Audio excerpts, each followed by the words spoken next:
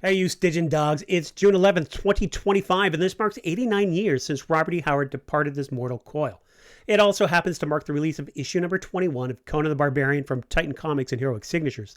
Titled A Nest of Serpents, Part 1, Slaves of the Magi, artist Fernando Dagnino joins Jim Zub for this first entry in a new 4-issue arc. I'm excited for this one, and it feels like a long time in the coming. Zub had let me know at last year's Fan Expo Canada that Dagnino would be working on issues 21 through 24. This was just before the release of Savage Sword of Conan number 4, and having seen a preview of the artist's work on Jim Zub's story, titled Conan Birthright in Black, I was definitely keen on seeing what he'd bring to this monthly series. The prospect being all the more exciting when Jim had mentioned that Dagnino was approaching this in the same manner as Roberto de la Torre, with limited scripting, giving the artist the opportunity to creatively add to the writer's vision. The preview panels have not disappointed, and they've provided some pretty clear hints that Jim Zub will be tackling, in some fashion, Robert E. Howard's The Veil of Lost Women. We'll explore this lesser Howard story after our usual thorough look at the issue itself, but before that, here's a look at this month's covers. We'll start off with cover A from Dan Panosian, and seriously, Dan's covers are always amazing and garner much warranted attention. Cover B is from Maria Wolf. Brandon Kenney brings us cover C, and I quite like Mindy Lee's cover D. And here, cover E is from Jay Gonzo.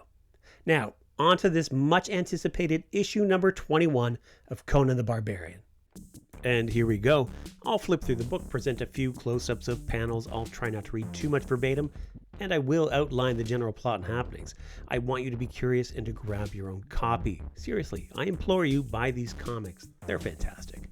I want to give you a sense of how things look and to convey my excitement and a few summary thoughts. But be warned, if you want a pure reading experience, and I know you do, I would caution you about spoilers. If inclined, feel free to skip ahead to the conclusion. My review there will be, well, more spoiler-free.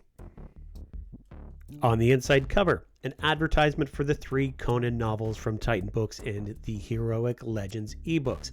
As for the printed novels, I do highly recommend John C. Hawking's City of the Dead, and I thoroughly enjoyed S.M. Sterling's Blood of the Serpent. As for the short ebooks, I do hope that these great stories are one day collected and published in a print version. After that, credits for the teams at Heroic Signatures and Titan Comics. Turning the page, the Numidian Chronicles, a map for wayfinding, and the On the Road of Kings prelude. Conan of Cimmeria has lived more than most men, first as a thief, then a pirate, now a wanderer, though he is yet to see 30 winters. Having endured the extreme passions and fathomless loss of his pirate queen Belit, Conan continued roving the land under the infamous alias Amr the Lion. Coming to the southern Black Kingdoms, the Cimmerian lent his steel-set strength in tribal war and earned the loyalty of the Bamula tribe. Now, after rescuing Livia, a princess of Ophir, from certain death in a veil of lost women, Conan and the Bamulas ride northward to return Livia to her people. But here, on the border between Kush and Stygia, the Cimmerian and his allies may soon find that no good deed goes unpunished. Brawn and blade will best any beast. This wing-born horror will surrender to the Cimmerian's sense-making sword. His supernatural sojourn to the Thurian Age, a thing of the recent past, Conan finds camaraderie. As Amr the Lion, bodyguard to Belit, the barbarian befriends the Bamulas, taking battle to the Bacala. Leading him to Livia, left for sacrifice in the Veil of Lost Women. The daughter of Ophir, out of danger, is to be returned to her people. The town of Daint, betwixt the lands of Kush and Stygia, promises resupply and rest. The welcoming mantra, kindness begats kindness, accompanies the curiously broad smiles of its inhabitants. Led to their lodgings, the suspicious Cimmerian senses something strange. He beseeches the Bamula to be on their guard, to be wary of the food and drink. Alas, the tribe gives in to temptation and drinks deep of this feast. Conan will not cave, consuming only enough to sustain until he's certain of safety. He takes leave to receive the reward levied by Livia. And it's sexy time, Conan. The Cimmerian's pleasures, part of a plan to explore his surroundings in secret, to see if this oasis is what it purports to be. He spies the citizens, broadly smiling, while barely subsisting, their grinning faces a forced affect, as platters of food are carried off to the darkness. Stealthily following these strangers, he sees their platters poured into a prisoner's pit. And Mother of Mitra, he knows that for he and his people, this same foul fate awaits. His hurried return is moments too late. He leaps into action, freeing Livia from the grinning ghouls, and he is forced to give chase. The unconscious Bamulas are being carried away, and Conan promises to paint the walls with the blood of these smiling swine. A dozen fall as dozens more pour forth until the Cimmerian succumbs to the terrifying tide of flesh. Fears confirmed, Conan stands at the bottom of the pit, his people drugged and docile. Above, his captors and their call. Kindness begats kindness. Days pass. No chance to test his strength against steel. Conan wonders what fate awaits his submissive companions.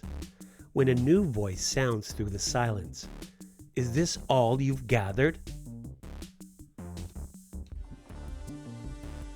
Athir Bast, a Stygian of porcelain skin, issues an order for slave transport.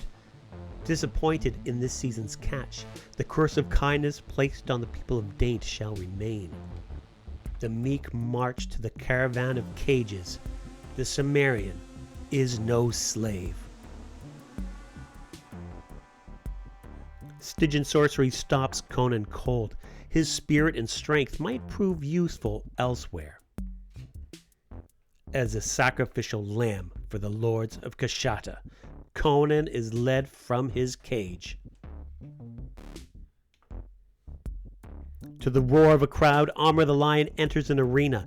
The audience, a mass of screaming Stygians, and above them stand strange shadowed figures. Conan confronts Grumva the Carver as he crouches for a weapon. One of the lords of Kashata steps forth. Tathaman, Stygian Grand Sorcerer and the Master of the Black Ring, issues his command. Let the battle begin. And issue number 21 of Conan the Barbarian ends at a beginning with A Nest of Serpents, Part 1, Slaves of the Magi. Grim Jim Zub writer, ferocious Fernando Dagnino artist, dangerous Diego Rodriguez color artist, rascally Richard Starkings in Comicraft's Titanic Tyler Smith lettering, and calamitous Chris Butera editor. Wow, I found this issue just terribly exciting, with great homage to Robert E. Howard and Roy Thomas. I'm just thrilled to see what Jim Zub does as he explores Kashata, the city of magicians. And I had seen some fans worried about what Fernando Dagnino would bring to this series, but seriously, I think any of their concerns should be allayed with what we've seen here. Just like with Ivan Heel's art in Scourge of the Serpent, I think Fernando Dagnino's work here is just so at home in the pages of Conan the Barbarian. Join me in the conclusion, where we'll look at things in a little more detail and explore Robert E. Howard's The Veil of Lost Women. Following that awesome final page, an advertisement for a new era of bravery and heroism. This is just an ad for all the comics, the trade paperbacks, and collected omnibuy that are available. Check them out. I mean, of course, you want to have these on your bookshelf. After that, we come to this month's covers gallery. And then, part 21 of Jeffrey Shanks' series of essays, this one titled Tathaman, Sorcerer of the Black Ring. And the essay is prefaced with a quote from The Phoenix on the Sword. I was a great sorcerer in the south. Men spoke of Tathaman as they spoke of Ramon. King Tespon of Stygia gave me great honor, casting down the magicians from the high places to exalt me above them. They hated me, but they feared me, for I controlled beings from outside which came at my call and did my bidding. Jeff begins the essay by noting that Conan's nemesis, the powerful Stygian sorcerer Thothomon, has evolved through various media over the last century. In his debut in the first Conan story, The Phoenix on the Sword, Thothomon had been stripped of his powers, the source of said power being the Ring of Set, and it had been stolen, and once retrieved, the sorcerer summons a demon that will invariably be bested by Conan. Shanks continues by noting that Phoenix is the only Robert E. Howard story in which Thothomon physically appears, though he will be mentioned in The God in the Bowl and The Hour of the Dragon. Thothomon is also mentioned in two non-Conan stories, the James Allison story, Marchers of Valhalla, and the John Kirwan story, The Haunter of the Ring. Beginning in the 1960s, the sorcerer would be elevated to the status of Conan's arch-nemesis in the pastiche works by L. Sprague de Camp and Lynn Carter. And then, in the 1970s, Thothomon would begin to appear in Roy Thomas's Conan the Barbarian comic book stories. A fairly generic sorcerer of the same name would appear in the 1984 film Conan the Destroyer, and the 1990s cartoon Conan the Adventurer would see the sorcerer Wrath-Amon as the Cimmerian's main antagonist. Jeff closes the essay by noting that it is with great pleasure that Heroic Signatures and Titan Comics reintroduces the Stygian sorcerer to modern readers, and may Set have mercy on your pathetic little souls. As always, Shanks's essays are a must-read. After the essay, a Q&A with artist ferocious Fernando Dagnino. Dagnino addresses his inspirations, his creative process, his approach to drawing Conan, and much more. Definitely do check it out. And then, on the back cover, an advertisement for the special digital exclusive comic Conan Eastern Horizons. Written by Walter Simonson and with art by Jerry Ma, this was a surprise release on May 21st. Check out my video for a peek at that issue. Let's talk about Robert E. Howard's The Vale of Lost Women. Written in the early 1930s and published posthumously in the spring 1967 issue of the Magazine of Horror, the story possesses some degree of infamy. As Roy Thomas has noted, it's not a particularly good Conan story. In fact, a not inconsiderable number of readers rate it as the worst REH/Conan ever. To me, it feels almost like Conan pastiche and rather like a rough draft, and let's be frank, it's strikingly racist. Howard's use of race in the story is different from what we see in the other Conan tales. Typically, Howard will use race to underscore regional differences, leaning on, yes, sometimes exaggerated racial stereotypes to mark otherness, to emphasize the exotic, or to suggest different levels of cultural development. Where his treatment of race can become a little uncomfortable is when it begins to suggest that speciation or different levels of evolution rather than mere difference. In The Vale of Lost Women, Howard's use of race moves beyond even this into overtly racist vitriol, which is especially jarring and offensive to current readers. Here are a few coarse examples. You care not that a man of your own color has been foully done to death by these black dogs, that a white woman is their slave. And from Conan's mouth, I'm not such a dog as to leave a white woman in the clutches of a black man. And these are just a few examples. I find them unpleasant, and when uttered by Conan, it just doesn't feel like the Cimmerian that we're familiar with. That said, Roy Thomas made Howard's The Vale of Lost Women work fairly well in his comic book adaptation in the November 1979 issue of number 104 of Conan the Barbarian. The original Howard tale and Roy Thomas's adaptation tells the story of a young woman, Livia, who is being captured by the Bacala tribe. Having witnessed the foul murder of her brother, she finds herself despairing at her prospects at the hands of the tribe's grotesque chief, Bajuj. Spying the Cimmerian, who appears in the village in the company of the Bamulas, Livia slips away to seek his assistance in freeing her, offering herself physically as payment. Agreeing to rescue her while seeing an opportunity for him and the Bamulas, Conan and company proceed to slaughter the Bacala. Amidst the frenzy, a fearful Livia flees into the mysterious jungle all alone. There she encounters ghostly, otherworldly women who turn out to be part of a terrifying supernatural trap. She finds herself on an altar about to be sacrificed. Conan suddenly appears and rescues her from a winged demon, and afterwards, declining her initial offer, instead promising to return her to her people. The comic book adaptation obviously eschews the original story's racism, and Roy Thomas chooses to emphasize Conan's principled moral code, removing the more questionable motivation for his assisting Livia. And in the end, I think we get what's a pretty solid comic book adaptation of the story. I particularly enjoy John Buscema's grotesque Bajouge, and the panel early on where Livia is deviously confronted by the village woman. Thomas has noted that what especially appealed to him about the story is Howard's reference to Kashata, the city of magicians. Indeed, the Vale of Lost Women is the only original Conan tale that references this sanctuary of sorcery. Thomas was intrigued by the possibilities for storytelling that such a city provided, and fans of the original comic series will recall that Kashata is key to Zula's backstory beginning in issue 84 and issue 85, and it's referenced throughout his story arc, including in association with a very familiar sorcerer. And it would seem that the allure of Kashata has similarly worked its magic on Jim Zub.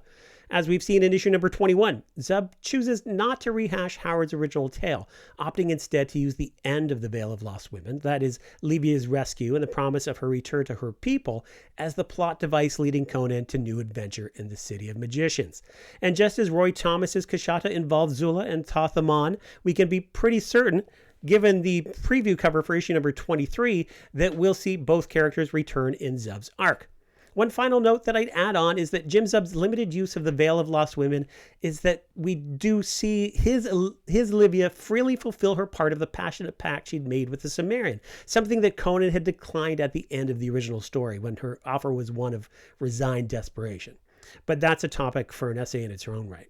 And to close this segment, let's also briefly touch upon the Bamulas. Zub gives a brief recounting of Conan's history with the clan on the second page of his story, whereas Roy Thomas has Conan meeting and adventuring with the clan beginning in issue number 101 of the original series, with the tribe's final appearance in issue number 105. Well, the previous 4 issues of Conan the Barbarian were certainly not without merit. And I mean, come on, Jim Zub and Doug Braithwaite's introduction to Zula in issues 19 and 20 was pretty darn solid stuff. It did feel like the series' flow had been interrupted. This issue number 21 remedies that feeling. Jim Zub almost immediately references the happenings in The Age Unconquered and places this story in the months after the events of issues 9 through 12. The meaningful continuity and succinct exposition that places Conan at the climax of Robert E. Howard's The Vale of Lost Women propels the story forward and immediately engages the reader. And his choice in using The Vale of Lost Women and its brief mention of Kashata, the legendary city of magicians, is a pleasing homage to both Robert E. Howard and comics legend Roy Thomas. It's a wonderful device that will set Conan on a path towards Tathamon and an ally from his past. I thoroughly enjoyed the story's quick shift in mood as we move from Livia's liberation to the thick air of foreboding so well expressed in the eerie smiles and oppressive charm of the people of Daint. Zub's story feels well-paced and many-chaptered, and with the creative credits appearing at the very end of the issue, not to mention the reveal of a certain Stygian sorcerer, the reader is left with the promise that this is just the beginning of a very full and action-packed arc. We're engaged. We want to know what happens next. We're invested. The issue also brings a new artist to the ongoing monthly series, something that, as we have seen, can be a source of consternation for fans eager for the familiar. Well, have no fear. Ferocious Fernando Dagnino's Conan is forged from the same mighty thews and sinew that defined Buscema and De La Torre's take on the character. Yet it is Dagnino's own Cimmerian, and those familiar with the artist's work in the pages of Savage Sword of Conan number 4 will see an already evident refinement in style. I'm eager to see how this vision for the character develops over the next few issues. His dynamic panel layouts bring weight and depth to the storytelling without ever feeling cluttered. It gives the impression of something more substantial than your standard 22-page monthly. Paired with the rich atmospheric colors of Conan veteran Diego Rodriguez, Dagnino's art perfectly complements and elevates the mood and setting of Jim Zub's tale. Jim Zub's Conan the Barbarian number 21 reignites the series. Following in the wake of the disjointedly great 4 issues that preceded it, and with that 2-pronged plotting out of the way, this latest issue flows on a strong and focused path. This fresh chapter is the ideal place for new readers to jump on board, and those that might have stepped away from the series in recent months will definitely want to pick this one up. I'm stoked for what's coming our way. 3 more issues of the fabulous Fernando Dagnino, the supersized one-and-done issue number 25 by Alex Horley, and so much more. Thanks for watching, liking, consider subscribing. I'm mere hours away from boarding a flight for a weekend at Howard Days in Cross Plains, Texas. I'm looking forward to it. Not sure what to expect, but I think it's going to be a great time. And until next time, take it easy, you Stygian Dogs.